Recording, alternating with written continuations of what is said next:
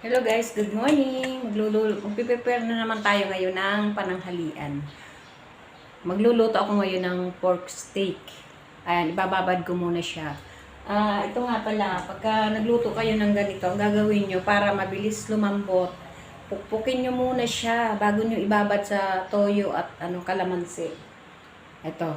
At syempre lalagyan mo ng paminta.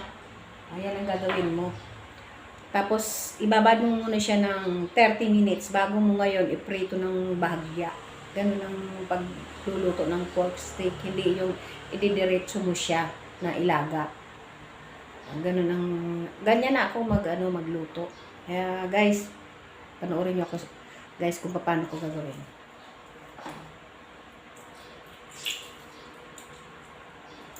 Ayan.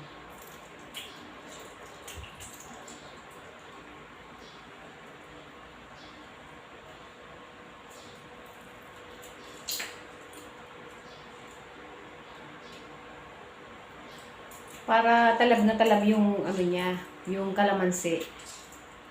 Tsaka yung toyo. Kaya kailangan 30 minutes mo ibabad.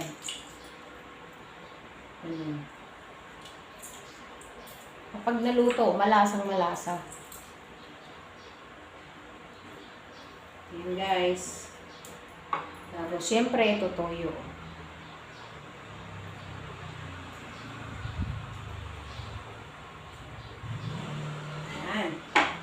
Tapos ito, paminta.